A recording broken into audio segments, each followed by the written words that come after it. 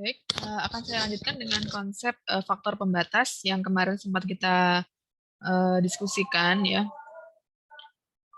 Ya, sini saya sudah membuatkan slide ya. Jadi apa sih faktor pembatas itu ya?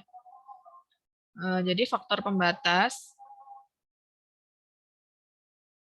itu adalah lebih mengarah kepada faktor abiotik ya, dan juga faktor faktor keabiotik yang berupa seperti cahaya, oksigen, dan unsur mikro. Yang di dalamnya itu kadarnya berbeda-beda sesuai dengan kebutuhan dari organisme tersebut. Nah, faktor pembatas tadi itu ada kisarannya, ya. Kisaran itu konsentrasi ya. Jadi kalau dia sedikit itu disebut, misalnya cahayanya sedikit ya, berarti dia disebut cahaya minimum. Kemudian kalau cahayanya banyak, berarti dia cahaya kondisi maksimum. Sedangkan kalau dia optimum atau cahayanya cukup, berarti dia adalah kondisi yang optimum. Ya. Nah, kemarin saya sempat memberikan tugas ya ataupun pertanyaan singkat. Kira-kira ada nggak sih faktor pembatas suhu ya? Nah, contohnya di sini ternyata ada. Saya sudah memberikan. Kalau dia berada di suhu ekstrim, suhu yang sangat panas, ternyata ada, yaitu yang hidup di gunung api di lautan. Contohnya ada bakteri Streptococcus thermophilus. Jadi Streptococcus thermophilus itu faktor pembatasnya justru malah suhu yang tinggi ya. Kalau dia di suhu rendah gimana? Ya berarti mungkin dia tidak akan hidup karena dia hidupnya perlu suhu yang tinggi. Kemudian juga ada Streptococcus, ya ini gambar dari Streptococcus thermophilus. Kemudian juga ada organisme, contohnya ini bakteri lagi ya, bakteri yang kekhususannya pada kadar garam tertentu. Disebut sebagai organisme halofilik. Halo itu kadar garam ya. Jadi contohnya di laut mati. Di laut mati ini merupakan laut dengan kadar garam yang sangat tinggi. Apakah di sini ada makhluk hidup? Ternyata ada. Contohnya itu adalah bakteri lagi ya, Heliobacterium. Gitu.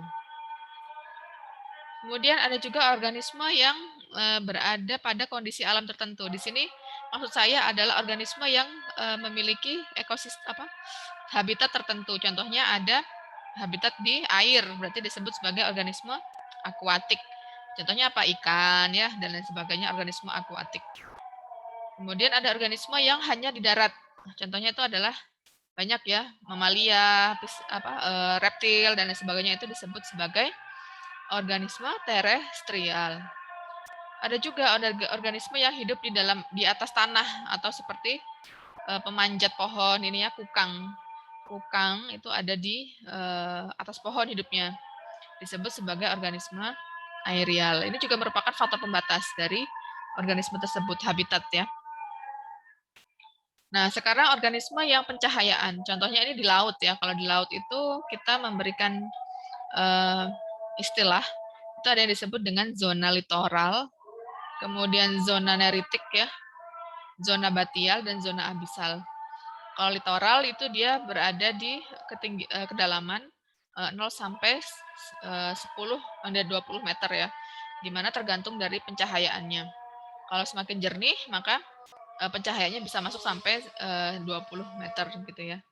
Nah, ini juga organismenya akan berbeda dengan organisme yang ada di bawahnya, zona neritik. Nah, di atas kurang dari 200 meter ya. Sedangkan zona basial itu di antara 200 sampai 2.500 meter. Apakah ada organismenya? Ada tentunya ya.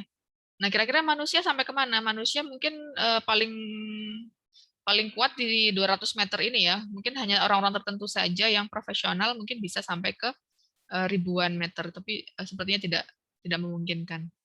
Nah, ternyata di dasar laut pun itu ada organisme tertentu ya, organisme yang berada di kegelapan. Seperti ikan-ikan purba ya, kemudian juga ada anglerfish ya. Ini gambar dari anglerfish yang memiliki lampu fluoresen, bukan lampu listrik ya, lampu biofluoresen ya. Dia bersifat nyala begitu ya. Jadi di bagian kepalanya itu ada lampu. Kemudian juga ada faktor pembatas di kondisi tanah ya. Kondisi tanah itu misalnya ada penggolongan kelompok yang merekayasa kimia, kelompok yang sebagai pengendali biologi, Ada juga kelompok yang bersifat perekayasa lingkungan, beda ya, perekayasa kimia sama perekayasa lingkungan. Jadi faktor pembatas yang ada di lingkungan tanah ini ternyata memiliki organisme-organisme yang spesifik. Misalnya di dalam tanah, ternyata jamur, bakteri itu dia hidupnya itu ada di senyawa organik ya, sisa-sisa organisme yang mati. Sedangkan kalau bakteri rhizobium itu dia bisa bersimbiosis dengan akar ya. Contohnya kelompok dari pengendali biologi. Kemudian juga ada perekayasa lingkungan. Contohnya itu adalah organisme yang mampu memodifikasi habitat. Ini yang lebih besar ya, organismenya yang bisa merekayasa atau merubah struktur dari lingkungan tanah tersebut. Misalnya ada rayap, ada semut, dan juga ada siput, cacing, dan sebagainya. Ini semua adalah kekhususan ya. Jadi setiap organisme itu punya spesifikasi dari faktor pembatas yang ada di lingkungannya. Nah, oke, itu tadi pembahasan dari saya. Silakan kalian lihat lagi jawaban kalian apakah sudah sesuai atau belum ya. Baik, terima kasih.